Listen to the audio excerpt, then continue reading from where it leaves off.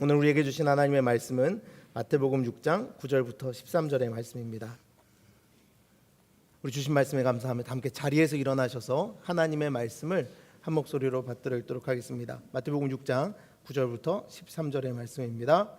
그러므로 너희는 이렇게 기도하라. 하늘에 계신 우리 아버지여, 이름이 거룩히 여김을 받으시오며 나라가 임하시오며 뜻이 하늘에서 이루어진 것 같이 땅에서도 이루어지이다. 오늘 우리에게 일용할 양식을 주시옵고 우리가 우리에게 죄지은 자를 사하여 준 것 같이 우리 죄를 사하여 주시옵고 우리를 시험에 들게 하지 마시옵고 다만 악에서 구하시옵소서.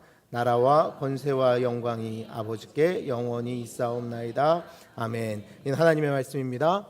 하나님 감사합니다. 아멘. 자리에 앉으시겠습니다. 너희는 이렇게 기도하라 라고 말씀하신 예수님의 말씀에 따라 여러분 지난 한 주간 기도하셨나요? 주께서 가르쳐 주신 기도, 이 기도를 가지고 우리는 항상 주님의 명령에 따라 기도해야 하는 예수 그리스도의 제자들인 줄 믿습니다. 예수님께서 직접 가르쳐 주신 기도를 하는 건 사실 그것이 믿는 자들에게 있어서 너무나 중요한 일 아니겠습니까?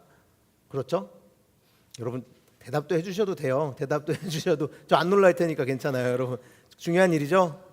네, 중요한 일입니다. 그러니까 기도 정말 하시길 바랍니다. 주께서 너희가 이렇게 기도하라 라고 말씀하셨다면 우리 믿는 자들은 예수님께서 나에게 중요하니까 필요하니까 하라 하신 거구나 라는 믿음을 가지고 그렇게 기도하는 겁니다. 그 의미를 생각하며 예수께서 이 말씀을 주신 이유, 이렇게 기도하라 하신 이유, 그리고 기도한 대로 존재하라 하신 이유를 생각하며 계속해서 기도하고 또 기도하여 하나님의 마음에 합한 자로 살기를 힘써야 하는 우리가 되어야 할 줄 믿습니다.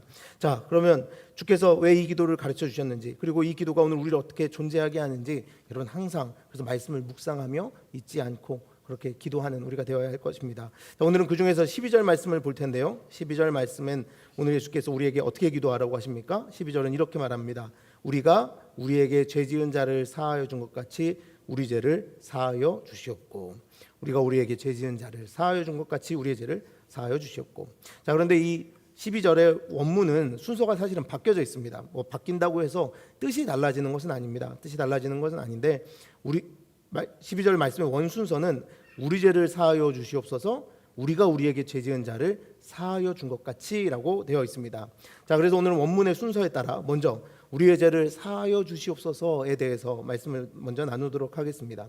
원문의 순서를 알고 알 수 있듯이 우리가 이 기도를 할 때 먼저 구해야 할 것은 우리의 죄를 용서해 주시기를 구하는 자들이 되어야 한다는 겁니다.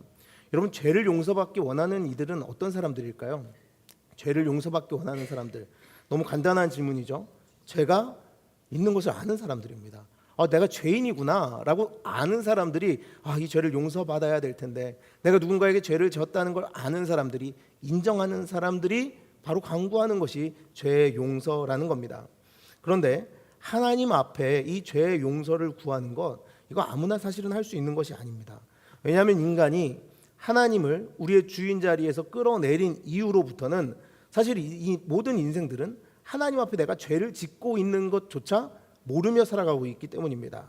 하나님께서 무엇을 싫어하시는지, 무엇을 기뻐하시는지, 하나님께서 무엇을 죄라고 하시는지, 무엇을 선하다고 하시는지 사실 관심도 없고 알아보려 하지도 않습니다.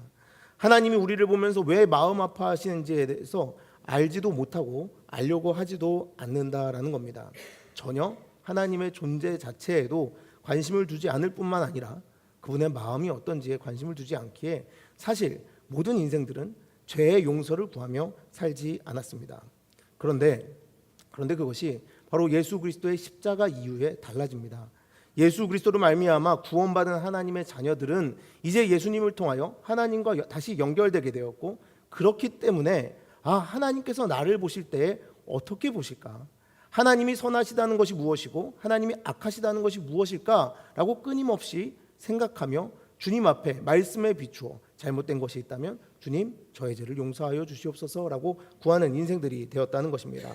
죄에 묻혀 살 때는, 어둠 속에 그냥 거하면서 어둠 속에 살 때는 죄인지도 모르고 살던 것들이 빛이신 예수 그리스도가 우리 안에 들어오시고 나서 보니 죄인 것으로 드러나자 하나님과의 사귐 속에서 그 죄들이 다시 우리를 사로잡지 못하게 해달라고 주님 앞에 그 죄를 고백하고 변화되기를 간구하는 자들이 바로 우리 믿는 자들이라는 겁니다.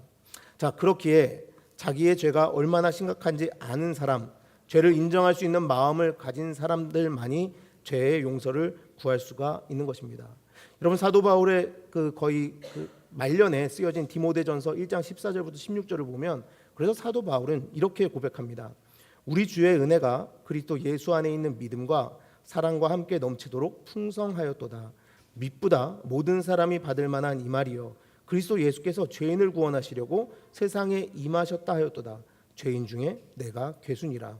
그러나 내가 긍휼을 입은 까닭은 예수 그리스도께서 내게 먼저 일체 오래 참으심을 보이사 후에 주를 믿어 영생 얻는 자들에게 본이 되게 하려 하심이라. 바로 나의 의는 하나도 없으나 나는 그냥 죄인 중에 괴수이나 예수 그리스도의 그 빛에 비추어 보니 나는 그냥 죄의 덩어리 그 자체인데 하나님께서 긍휼하심으로 은혜를 베푸셔서 나는 구원받은 백성입니다 라고 고백하고 있는 이 바울의 모습을 보십시오. 사실 조금 전에 제가 말씀드렸다시피 디모데전서는 거의 그가 말년에 쓴 서신서입니다. 그러니 그의 인생의 마지막에 다다른 그때에 그가 고백하는 이 고백, 우리는 그래서 이 고백에 귀 기울여야 할 것입니다. 아, 나는 죄인 중에 괴수구나. 하나님의 은혜 없으면 살 수 없구나. 주님 앞에 끊임없이 죄를 고백하며 새롭게 변화되어가는 삶을 구하며 살아가는 것이 우리여야 하는구나 라는 것을 잊지 말아야 하는 것입니다. 예수님의 은혜 앞에 자신은 자랑할 것이 하나 남지 않은 죄인의 모습만을 발견한 사도 바울, 여러분, 우리가 사실 그에게 아유 맞아, 사도 바울은 좀 죄 좀 용서받아야 돼 라고 말할 만한 위치에 있습니까? 그렇지만 십자가의 길을 걸어가며 예수 그리스도께 더욱 다가서니 자기 스스로 자랑할 것이 하나도 남지 않은 삶임을 알게 되는 것, 그것이 은혜인 것을 우리는 이를 통해 알아야 합니다. 여러분, 사실 예수님과 멀리 있잖아요. 죄가 죄로 보이지도 않습니다. 빛이신 예수 그리스도와 멀리 있으니, 어둠 속에 있으니 어떤 어둠이 내 속에 들어온다고 하여 그것이 달라지겠습니까? 예수 그리스도와 가까이 갈수록 그래서 우리는 내가 죄인이었구나라는 것을 깨닫는다는 것이죠. 하나님 나라와 그분의 통치를 거부하는 자들과 다르게, 그래서 하나님의 빛 가운데 자신을 돌아보고 성찰하며 변화되기를 간구하며 순종하고자 결단하는 것, 그것이 우리 모든 그래서 믿는 자들의 삶이 되는 것입니다. 자, 그런데 여러분, 오늘 말씀은 죄를 용서해 주십시오라고 이게 기도하는 것 여기서 끝나지 않습니다. 우리가 그 뒤에 무엇이 붙어 있습니까? 원래 우리가 보기엔 앞에 붙어 있죠. 근데 제가 좀 전에 원문에는 뒤에 붙어 있다 그랬어요. 뭐가 붙어 있죠? 우리가 우리에게 죄 지은 자를 사하여 준 것 같이가 뒤에 붙어 있습니다. 자, 그런데 이게 좀 문제가 있어요. 이 말씀이 사실 상당히 해석이 좀 어려워집니다. 바로 이 붙어 있는 이 말씀 때문에 말입니다. 무엇이 문제일까요? 여러분, 이 기도하면서 사실 불편한 적 없으셨나요? 이 기도를 하면서, 주기도문을 하면서 우리가 우리에게 죄 지은 자를 사하여 준 것 같이 우리의 죄를 사하여 주십시오라고 기도할 때 좀 불편함을 느낀 적 없으시냐라고 한번 질문 드리고 싶습니다. 왜냐하면 만약 우리가 이렇게 기도하다 보면 이것이 마치 우리가 죄 용서를 받는 것이 내가 다른 누군가를 용서해 주어야만 얻을 수 있는 것으로 느껴지면 우리 기독교인들에게는 이게 좀 문제로 다가옵니다. 왜죠? 지금까지 우리는 은혜로만 구원받는다라고 끊임없이 말해왔기 때문입니다. 맞죠? 여러분, 우리는 자신의 의로 구원받는 사람들이 아니라 뭘로 구원받죠? 은혜로 구원받는 사람들입니다. 은혜로 구원받는다고 했던 복음의 내용과 이것이 조금 부딪히는 게 아닐까라는 의문이 들기 때문에 이 기도의 해석이 어려워진다는 겁니다. 뿐만 아니라 더 큰 문제는 사실 다른 데 있습니다. 더 큰 문제는 뭐냐 하면, 진짜 우리에게 이것이 불편한 것은 무엇이냐 하면 우리가 완벽하게 남을 용서한 적이 없다라는 겁니다. 우리가 지금까지 누군가를 완벽하게 용서해서 그 공로로 나는 구원받았어 라고 말할 만한 사람이 우리 가운데 아무도 없기 때문에 이 기도가 불편하다는 것입니다. 미움이나 앙심을 한 번도 품지 않은 완전한 무죄함이 분명히 하나님 앞에서는 구원의 조건일 겁니다. 하나님은 의로우시니까요. 그분의 기준에 맞추기 위해서는 평생 단 한 번도 내 마음속에 미움이나 앙심이 남아있지 않아야 우리가 구원받을 수 있게 되기 때문에 이 기도를 하면서 우리는 불편함을 느낄 수밖에 없다는 것입니다. 그래서 어떤 학자들은 예수님께서 제자들에게 이것을 아람어로 가르치셨는데, 아람어로 이 동사를 번역하면 동시적인 것을 사실은 의미한다라고 해석하곤 합니다. 그래서 이 말씀의 의미는 우리 죄를 사하여 주소서, 그와 동시에 우리도 우리에게 죄 지은 자를 사하겠습니다라고 해석해야 된다라고 보고 있는 것이죠. 이렇게 되면 사실 의문이 사라집니다. 그러면 그렇지. 우리의 죄를 사하여 주시는 동시에 우리가 죄 지은 자를 사하겠습니다라고 말하는 거라면 그러면 사실 문제가 없지. 그러면 번역을 바꾸면 되겠다라고 생각하면 됩니다. 그런데 여러분, 문제가 사실은 더 숨어 있었습니다. 우리가 읽지 않은 말씀이지만 마태복음 6장 14절 15절을 한번 보도록 하겠습니다. 마태복음 6장 14절 15절 말씀 우리 한번 한 목소리로 읽을까요? 함께 읽겠습니다. 너희가 사람의 잘못을 용서하면 너희 하늘 아버지께서도 너희 잘못을 용서하시려니와 너희가 사람의 잘못을 용서하지 아니하면 너희 아버지께서도 너희 잘못을 용서하지 아니하시리라. 아멘.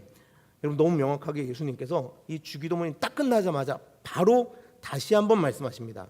너희가 사람의 잘못을 용서하면 너희 하늘 아버지께서도 너희 잘못을 용서하실 것이고 너희가 용서하지 아니하면 너희 아버지께서도 너희 잘못을 용서하지 아니할 것이다 라고 말입니다. 예수님께서는 분명하게 다시 한번 못 박아서 너희 그렇게 해석하지 마라고 우리에게 말씀하고 계시다라는 겁니다. 너무도 명확하게 다시 한번 잘못을 용서하라. 그렇지 않으면 용서 못 받을 줄 알아라 라고 예수님 말씀하신 것이죠. 여러분, 그런데 이제 주기도문 하실 수 있으시겠습니까? 주기도문대로 여러분 삶에 이루어진다면 여러분 이 기도 하실 수 있겠습니까? 여러분, 우리 기도할 때 그러지 않습니까? 주님 앞에 간구하는 바 하나님께서 응답해 주실 줄 믿습니다 그러잖아요. 그렇죠? 믿죠? 근데 요거는 빼고 정말, 근데 제가 이번에 책을 보면서 알았는데요, 예전에는 이 부분을 기도하지 않은 사람들도 있었대요. 실제로 예배 중에 이 기도를 빼고 하는 사람들도 있었다고 합니다. 왜냐하면 할 수가 없으니까요. 이루어질 리가 없으니까요. 자기 삶에 이것이. 그래서 우리가 사실 생각해 보면 우리도 주기도문에서 이 부분을 빼야 하나라는 고민이 들 정도로 어려운 기도가 됩니다. 자, 그러면 여러분, 우리 인간에게 있어서 가장 힘든 것 바로 이 용서, 우리의 본성을 거스르는 용서를 어떻게 해야 하는 것일까요? 사실은 이 용서가 우리 인간에게 있어서는 처음부터 불가능한 영역입니다. 왜냐하면 말씀드렸잖아요. 우리가 죄를 짓고 가장 먼저 한 게 뭐죠? 정죄입니다. 가장 먼저 한 게 손가락질이에요. 얘 때문에요 라고 한 것이 바로 우리입니다. 내가 잘못했습니다, 제가 잘못했습니다거나 그 사람이 잘못한 것에 대하여 수용하고 품어주고 함께 그 죄를 하나님께 용서를 구하며 나간 것이 아니라 얘 때문이에요, 얘가 나를 망쳤어요 라고 한 것이 우리 인간이라는 것입니다. 그래서 우리는 사실 이 용서는 불가능한 영역입니다. 은혜가 아닌 구원의 길이 있는 것처럼 보이는 이 상황, 그래서 우리는 해결할 길이 없어 보입니다. 자, 그런데 왜 주님께서는 그럼 이렇게 기도하라 하셨을까요? 우리가 언제 죄를 사하여 준 적이 있다고, 우리가 언제 누군가의 죄를 완전히 용서해 준 적이 있다고 우리에게 이렇게 기도하라 하신 것일까요? 그래서 여러분, 여기서 다시 한번 우리는 은혜가 필요합니다. 뭐예요 지금 이게 은혜가 아니라 지금 우리가 무엇인가를 하라고 말씀하시는데 왜 은혜가 필요하다라고 말합니까? 라고 여러분 의문이 들 수 있습니다. 그런데 우리는 여기서부터 새로운 관점으로 보아야 합니다. 그것은 무엇이냐면 모든 율법을 완성시키신 분, 이 세상의 모든 하나님의 피조물을 용서하신 분이 우리 안에 있다면 어떻게 되는지에 대하여 생각해 봐야 된다는 것입니다.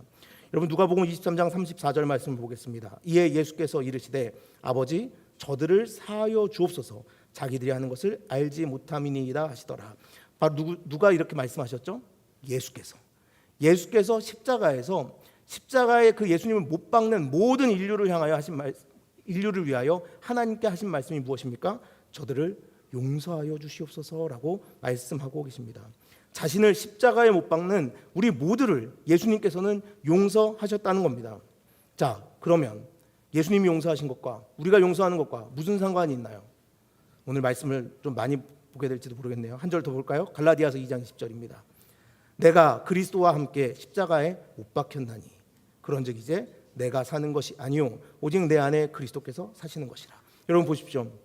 예수께서 십자가에 못 박히실 때 예수님께서 모든 인류를 용서하시겠노라고 선포하셨습니다. 그런데 그 자리에 누가 있었다라고 되어 있습니까? 우리가 있었다라고 되어 있습니다. 예수 그리스도와 함께 십자가에 못 박힌 사람들, 예수 그리스도와 함께 연합하여 죽은 자들은 바로 그래서 용서한 자들이 되는 것입니다. 내가 그리스도와 함께 십자가에 못 박혔나니 바로 그리스도 그곳에서 예수 그리스도와 연합하여 하나됨으로 우리는 내가 사는 것이 아니라 예수께서 사심으로 용서한 자가 된 것입니다. 제가 조금 전에 그래서 뭐가 필요하다고 그랬죠? 은혜가 필요하다고 한 것입니다. 하나님의 아들 예수께서 먼저 하나님의 아들 예수께서 십자가에 못 박혀 죽으심으로 모든 인류를 용서할 때 우리도 그 자리에서 함께 죽으면 우리도 누군가를 용서한 자가 되어 하나님의 용서함을 받을 수 있는 존재가 된다는 것입니다. 예수님께서 용서하셨기에 우리는 예수님과 하나 되어 용서받을 수 있는 은혜 없으면 살 수 없는 자들이 된 것입니다. 여러분은 그것을 믿으십니까? 그래서 우리는 주님, 하나님, 우리를 용서해 주소서라고 이렇게 말할 수 있는 겁니다. 아무리 우리가 죄 용서하겠습니다, 내 힘으로 죄 용서하겠습니다, 그러니 이제부터 용서해 주세요라고 말해도 우리는 하나님의 의에 다다를 수 없습니다. 그런데 완전하신 의로우신 예수께서 십자가에서 죽으시면서 그 모든 인류를 용서하셨기에 우리는 그와 연합하는 십자가에서 함께 죽는 그때에 우리도 용서할 수 있는 이가 되어 하나님의 용서를 구할 수 있는 이들이 되었다는 것이죠. 자, 결국은 다시 은혜 원점입니다. 자, 그러면 여기서 또 우리는 질문해야 됩니다. 그 예수님께서 그럼 다 하셨네요. 예수님께서 다 하셨네요. 그렇죠? 예수님께서 다 하셨습니다. 맞습니다, 여러분. 예수님께서 다 하셨습니다. 그러면은 왜 기도할까요? 왜 기도하는 걸까요? 뭐가 달라진다고 기도하는 것일까요? 요한복음 20장 21절부터 23절의 말씀으로 그럼 여기서 우리는 또 가야 합니다. 요한복음 20장 21절부터 23절입니다. 자, 여러분 졸리시죠? 여러분 졸리신 게 너무 잘 보여요. 여기서는 힘들고 피곤하시고 대답하기도 귀찮고 막 그러시죠? 괜찮아요. 같이 읽으면 되니까요. 또 말씀 한번 같이 읽겠습니다. 요한복음 20장 21절부터 23절의 말씀입니다. 함께 읽겠습니다. 예수께서 또 이르시되 너희에게 평강이 있을지어다. 아버지께서 나를 보내신 것 같이 나도 너희를 보내노라. 이 말씀을 하시고 그들을 향하사 숨을 내쉬며 이르시되 성령을 받으라. 너희가 누구의 죄든지 사하면 사하여질 것이요 누구의 죄든지 그대로 두면 그대로 있으리라 하시니라. 아멘. 자, 부활하신 예수님께서 제자들을 찾아오신 장면입니다. 지금까지 불안과 두려움에 사로잡혀 숨어있던 그들에게 하나님의 평화를 예수께서 선포하시면서 자, 이제 성령을 받으라 라고 말씀하십니다. 성령을 받으면 우리는 예수 그리스도를 구주라 고백할 수 있게 되고 그분과 함께 십자가에서 죽고 그분과 함께 부활하여 사는 인생이 되는 것입니다. 자, 그러면 그런 사람들은 어떻게 살아간다라고 합니까? 세상으로 나아가서 너희가 누구의 죄든지 사하면 사하여질 것이다 라고 예수님은 말씀하십니다. 예수 그리스도와 함께 십자가에 못 박혀 죽는 것을 인정하고 예수 그리스도와 연합하여 나는 십자가에서 죽었노라고 고백하고 예수 그리스도께서 부활하실 때 그 부활의 첫 열매 나도 그와 함께 이제 부활하여 영원한 하나님의 나라를 산다라고 고백할 수 있게 된 이들, 성령 하나님과 동행하는 이들은 이제 세상으로 나아가서 죄를 용서하는 것을 예수께서 하셨던 그 일을 너희도 하게 될 것이다 라고 예수님이 말씀하신 것입니다. 예수 그리스도와 연합한 자들이 그럼 무엇을 합니까? 무엇을 해야 됩니까? 세상에 나아가서 이 세상에서 살아갈 때 용서하며 살아가는 존재들이 되어야 하는 것입니다. 예수님은 이 세상에 아버지 하나님께서 예수님을 보내신 것처럼 우리를 보내고 있습니다. 그러니까 예수님께서 자, 이제 너희의 죄가 사함을 받았다, 나와 함께 죽고 나와 함께 부활했음을 너희가 믿는다면 너희는 영원한 하나님 나라를 살 거다, 끝. 이게 아니라 자, 너희가 먼저 구원을 받았다면 이제 세상으로 나가서 내가 한 일, 바로 내가 한 일을 너희도 하며 살아가라라고 말씀하고 계시다라는 겁니다. 예수님과 연합하여 부활한 자로서 죽음을 두려워하지 않아도 되는 불안과 염려를 벗어난 오늘을 살게 하시면서 예수 그리스도와 함께 골고다로 우리를 이끌고 가셔서 예수 그리스도의 완전한 뜻이 이루어지는 삶을 살게 하시는 분, 그분이 예수님이십니다. 그리고 우리에게 요청하십니다. 이제 너희가 십자가를 져라. 내가 했던 그 일을 세상에 나아가서 너희가 하라라고 말하고 있습니다. 여러분, 우리가 불안과 염려에 사로잡혔을 때, 죽음을 두려워하고 있을 때는 누군가를 결코 용서할 수가 없습니다. 누군가 나에게 죄를 지었다고 생각할 때 우리 안에서 저 사람이 나에게 빚을 졌다는 생각이 언제나 함께한다면 그 상처를 입은 만큼 갚아야 한다고 생각하는 것이 우리입니다. 내가 피해 입고 상처를 입은 만큼 대갚아 주어야 세상이 공평해진다고 생각하며 우리는 살아가죠. 그렇게 결코 우리는 용서할 수 없었습니다. 그런데 이제 하나님의 평안이, 여호와 샬롬, 영원한 하나님 나라의 평안이 우리 안에 들어오자 이 세상에서 그 겪어야만 했던 불안과 염려가 사라지고 그 평안 속에서 예수님이 하셨던 일을 우리가 할 수 있게 되었다는 것입니다. 그리스도의 보혈로 제사함을 받고 성령으로 말미암아 하나님과 화평을 누리는 사람은 그래서 이제 자신에게 죄 지은 자를 용서하고 그와 화목한 관계를 맺을 수 있게 되었다라고 말씀하신 것입니다. 여러분, 그래서 마태복음 18장을 보면 1만 달란트를 빚진 자에 대해서 예수님께서 비유로 말씀하십니다. 다들 아시죠? 1만 달란트를 빚진 자 내용을 다 아실 거라고 생각합니다. 그래서 그냥 간단하게 설명드리면 이렇습니다. 왕에게 1만 달란트를 빚진 종이 있었는데 사실 이 1만 달란트가 얼마냐 뭐 이렇게 계산을 하신 분들이 있더라고요. 뭐 요즘 돈으로 하면 뭐 10조가 넘는다 이렇게도 말씀하시는데 그냥 이 1만 달란트는 한마디로 하면 절대 갚을 수 없는 돈이라고 생각하면 됩니다. 절대 갚을 수 없는 돈. 근데 이 돈을 어떤 종이 임금에게 빚진 겁니다. 그런데 이 임금이 이제 그 종을 불러들인 거죠. 돈을 갚아라라고 말입니다. 하지만 어떻게 갚습니까? 10조라는 돈을 종이 무슨 수로 한 번에 갚겠습니까? 영원히 갚지 못할 돈, 그냥 그 돈 앞에서 그는 무기력할 뿐입니다. 그러자 왕이 이야기합니다. 그래? 그렇다면 너의 소유를 다 팔고 너의 자녀와 심지어 너의 아내까지도 팔아서 갚을 수 있을 만큼 갚아라. 그리고 옥에 가둬놓고 넌 평생 그 빚을 갚아야 된다라고 말한 것입니다. 그래서 어떻게 합니까? 방법이 없죠. 갚을 길이 없는데요. 그래서 왕 앞에 엎드려서 제발 자기를 불쌍히 여겨달라고, 제발 나를 불쌍히 여겨달라고, 제발 참아달라고, 내가 갚겠다라고 말합니다. 물론 갚을 수 없는 돈입니다. 그런데 왕이 그 모습을 보고 마음이 변합니다. 그를 불쌍히 여겨서 빚을 탕감해 주겠다라고 말합니다. 자, 은혜를 입은 거죠. 은혜를 입었습니다. 그래서 이 종이 의기양양하게 그 궁에서 이제 나옵니다. 아, 다행이다. 풀려났다. 이제 자유롭게 살 수 있겠다. 이 돈도 갚지 않아도 된다고 하니 참으로 다행이다라고 하고 나왔습니다. 그런데 길을 가던 중에 자신에게 100데나리온을 빚진 사람을 만난 것입니다. 100데나리온은요 노동자의 100일치 품삯입니다. 그러니 뭐 작은 돈은 아니지만 1만 달란트와는 비교할 수 없는 돈입니다. 그런데 이 종이 어떻게 한 줄 아십니까? 이 종이 그 사람의 목을 잡고 이끌면서 이 돈을 당장 갚아내라고 소리를 치는 것입니다. 그러자 이 100데나리온을 빚진 사람이 조금 전 이 종이 했던 행동과 동일한 행동을 합니다. 엎드려서 제발 한 번만 참아달라고, 한 번 자비를 베풀어달라고, 긍휼한 마음으로 나를 봐달라고 그 앞에 무릎을 꿇고 조아립니다. 그런데 여러분, 그 임금은 이 종을 용서해 줬지만 이 종은 다릅니다. 용서해 주지 않는 것입니다. 이 종이 그래서 자신에게 100데나리온을 빚진 사람을 잡아다가 옥에 가두어 버립니다. 여러분, 이 모습을 본 사람들이 어떻겠습니까? 우습죠. 야, 도대체 어떻게 이럴 수 있어? 그래서 그 이야기를 임금에게 가서 그 상황을 다 설명해 줍니다. 그러자 임금이 다시 그를 잡아들이라고 합니다. 잡아들여서 어떻게 합니까? 옥에 다시 가두고 빚을 갚으라라고 명령하죠. 그런데 여기서 이 임금이 하는 말이 굉장히 중요한 말이 있습니다.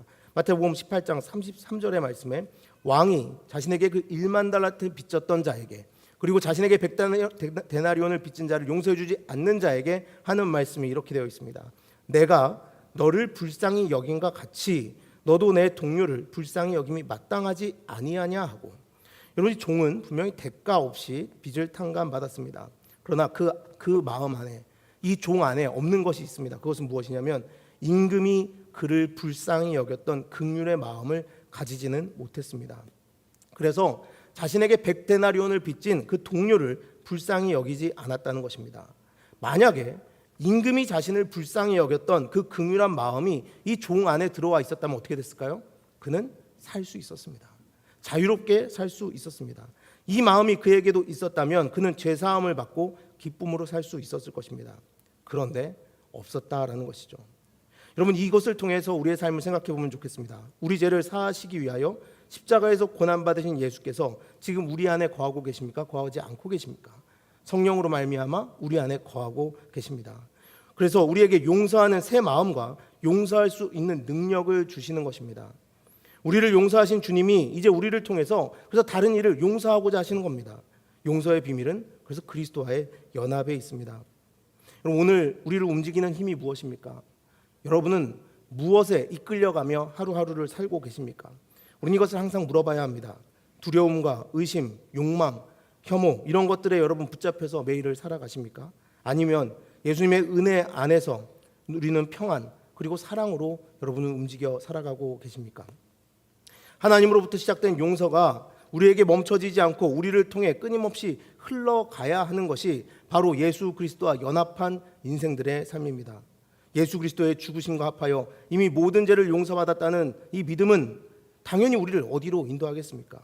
난 이미 구원받았으니, 난 이미 용서받았으니 죄를 지어도 된다 하는 마음으로, 용서하지 않아도 된다는 마음으로 우리를 인도하겠습니까? 당연히 아니지 않습니까? 모든 하나님의 피조물을 사랑으로 품으시고 용서하시는 예수 그리스도의 마음이 우리 안에 들어왔는데 당연히 그 마음으로 우리도 용서하는 삶을 살게 되지 않겠습니까? 이제 그런 우리에겐 새로운 세상이 열리는 것입니다. 여러분 옆에 있는 사람들을 한번 보십시오. 여러분 지금까지 이 세상을 살아왔던 방식과 다른 방법으로 그분들을 바라보고 있습니까? 어떻습니까? 여러분 새로운 시선으로 이분들이 다들 보이시나요? 진도의 공동생활이라는 책에서 보네포 목사님은 다른 사람들을 보는 그 시선에 대해서 이렇게 말합니다. 전에는 단지 나를 성가시게 만들었던 사람이 이제는 피조물의 자유 속에서 나의 기쁨의 토대가 된다. 하나님은 다른 사람을 나로부터 자유롭게 당신의 형상대로 지으셨다. 다른 사람에게 하나님의 형상이 어떻게 나타날지는 누구도 미리 알 수 없다. 그러나 그것은 분명 하나님의 자유로운 창조에 토대를 둔 완전히 새로운 모습일 것이다. 그 형상은 내게 낯설게 심지어는 하나님답지 않은 모습처럼 보일지도 모른다. 하나님은 다른 사람을 십자가에 달리신 분, 곧 당신의 아들의 형상대로 지으셨다. 그러나 그것을 깨닫기 전에는 이러한 형상마저도 내게 낯설고 하나님답지 않은 것처럼 보였다. 여러분 이 말이 뭡니까? 우리가 예수님을 모시기 전에, 이 안에 그분의 마음을 품기 전에는 세상을 보는 방법이 무엇이었습니까? 선악과를 먹은 후 서로 정죄하던 그 시선으로 세상을 바라보았습니다. 그러니 다 불편하고 다 이상한 사람들이었습니다. 나에게 죄를 짓는 그 모습을 보며 야, 저 사람은 절대 희망이 없어, 용서해 줄 수 없어 라는 마음으로 바라봤다는 것이죠. 하나님도 실수하신 거야, 어떻게 저런 인간을 만드셨어? 라고 생각하던 마음만을 가졌던 것입니다. 그러나 예수 그리스도의 은혜를 입자, 예수 그리스도의 마음이 내 안으로 들어오자 나와 다르기 때문에 미웠던 그가 하나님의 형상으로 보이기 시작했다는 것입니다. 예수 그리스도와 십자가에서 함께 죽고 함께 부활하여 세상을 보는 방법은 그래서 사랑과 긍휼의 눈으로 바라보는 것입니다. 여러분 그렇게 바라보고 계시죠? 예수 그리스도와 연합하여 함께 죽고 함께 삶으로 여러분 세상을 그렇게 바라보고 계시죠? 그렇게 우리가 예수님과 연합하였습니다라고 말하는 자들만이 저는 구원받았습니다라고 고백하는 자들이 되는 것입니다. 여러분 마태복음 18장 15절부터 17절의 말씀에 보면 이런 말씀이 있습니다. 내 형제가 죄를 범하거든 가서 너와 그 사람과만 상대하여 권고하라. 만일 들으면 내가 내 형제를 얻은 것이요, 만일 듣지 않거든 한두 사람을 데리고 가서 두세 증인의 입으로 말마다 확증하게 하라. 만일 그들의 말도 듣지 않거든 교회의 말하고 교회의 말도 듣지 않거든 이방인과 세리와 같이 여기라. 여러분 이 말씀에서 여러분은 무엇을 보십니까? 용서와 사랑과 긍휼을 보십니까? 15절 16절 말씀을 보면 그렇게 보입니다. 네 형제가 죄를 범하거든 가서 너와 그 사람만 상대하여 권고하라. 만일 들으면 내가 내 형제를 얻은 것이요, 만일 듣지 않거든 한두 사람을 데리고 와서 두세 증인의 힘으로 말마다 확증하게 하라. 한번 기회를 다시 주라는 것입니다. 그런데 17절 말씀은 어떻게 하겠습니까? 만일 그들의 말도 듣지 않거든 교회의 말하고 교회의 말도 듣지 않거든 이방인과 세리와 같이 여기라. 그래서 우리는 이 말씀을 7위의 말씀으로 이해하고 납니다. 그래, 한두 번은 용서하지. 그러나 세 번째는 어떻게 하라고요? 내치라는 걸로 우리는 이 말씀을 이해합니다. 여러분 그렇게 들리십니까? 그렇게 보이시나요? 자, 그러면 여기에 우리 마지막으로 오늘 말씀 이제 마지막으로 봅니다. 말씀 한 절만 더 보겠습니다. 마태복음 11장 19절입니다. 마태복음 11장 19절입니다. 인자는 와서 먹고 마시며 말하기를 보라, 먹기를 탐하고 포도주를 즐기는 사람이요 세리와 죄인의 친구로다 하니 지혜는 그 행한 일로 인하여 옳다함을 얻느니라. 여러분 예수 그리스도를 향하여 예수 그리스도의 그 별명이 뭡니까? 먹기를 탐하고 포도주를 즐기는 사람이요 세리와 죄인의 친구로다라고 되어 있습니다. 세리와 죄인의 친구, 바로 이방인, 죄인과 세리는 예수님의 친구라는 겁니다. 그러니 그들에게 가서 그 죄에 대하여 알려주고 그 죄를 회개할 것을, 그 죄에 대해서 잘못된 것을 알려주고 죄에 대해서 회개할 것을 요청하라고 처음에 말합니다. 그런데 안 되면 어떻게 합니까? 내치라는 겁니까? 아니요. 그를 긍휼한 마음으로 바라보라는 겁니다. 그를 긍휼히 여기고 그를 위해서 기도해 주라는 겁니다. 이미 구원받은 하나님을 아버지라 부르는 자녀들은 그들이 죄 가운데 살고 있다 하더라도 내치는 것으로 그들을 끝내는 것이 아니라, 그들을 배척함으로 끝내는 것이 아니라, 예수께서 바로 그 죄인들과 세리와 친구로서 지내며 그들을 긍휼한 마음으로 품고 십자가로 마지막까지 그들을 이끌고 가셨던 것을 본받아 너희도 그들을 친구로 삼아 긍휼한 마음으로 그들을 바라보라는 것입니다. 여러분은 십자가에서 예수 그리스도와 함께 죽고 함께 살아남으로 구원받은 자들입니까? 그렇다면 서로 용서하고 계십니까? 여러분은 정말 용서함으로 예수 그리스도와 연합함을 온 세상에 보여주고 있습니까? 디모데후서 3장 3절을 보면, 제가 방금 마지막 절이라고 그랬는데 한 절 더 보네요. 왜냐하면 여기 없거든요. 이건 제가 읽어드리겠습니다. 잘 들어보십시오. 디모데후서 3장 3절에 보면 이 말씀이 있습니다. 무정하여 원통함을 풀지 아니하며 모함하며 절제하지 못하며 사나우며 선한 것을 좋아하지 아니하며. 이것이 뭐냐면 말세에 고통하는 때가 이르렀을 때 사람들의 모습이라고 되어 있습니다. 여러분, 말세에 고통하는 때가 이르렀을 때 잘못된 사람들의 모습, 원통함을 풀지 아니하는 자들의 모습입니다. 그런데 우리는 여러분 먼저 구원받은 자들 아닙니까? 이 말세에 고통 가운데 살아가는 사람들의 모습과 같아서야 되겠습니까? 이 세상에서 우리는 두려움과 욕망이 폭력으로 드러나고 있는 이 세상 속에서 우리는 거기에 손을 더해서는 결코 안 됩니다. 하나님 나라에 여러분 남을 용서하지 못하는 사람은 없습니다. 하나님 나라에는 원통함을 풀지 않은 사람이 없습니다. 하나님 나라는 예수 그리스도와 연합한 자들만이 들어갈 수 있기 때문에 결단코 원통함을 풀지 않은 자들은 하나님 나라에 없다라는 겁니다. 그렇다면 오늘 우리는 어떻게 살아야 하겠습니까? 여러분, 그런데 이것은 분명히 너무나도 어렵습니다. 여전히 만달란트 빚진 자와 같은 모습이 우리 안에서 불쑥불쑥 튀어나옵니다. 그래서 기도하는 것입니다. 여러분, 기도하지 않고는 이 선한 일이 우리의 삶에 일어나지 않습니다. 여러분, 기도하지 않고 그런데 어떻게 매일을 살아가십니까? 우리를 용서해 주시기를 이제 하나님 앞에 구하며 우리가 예수와 함께 연합하여 이제 예수 그리스도께서 보내주시는 그 길을 따라 저도 예수님 따라 용서하는 삶을 살겠습니다라고 결단하는 저와 여러분 모두가 되시길 간절히 바랍니다. 남을 용서하지 못하는 우리의 죄를 끊임없이 예수님의 빛 가운데 비추어 보아, 주님, 지금까지는 하나님을 내 삶에서 쫓아냈던 그 모습 그대로 살아왔지만 이제는 예수 그리스도와 연합한 그 모습으로 오늘을 살겠습니다라고 결단하며 원통함을 풀고 용서하는 저와 여러분 모두가 되시기를 간절히 바랍니다.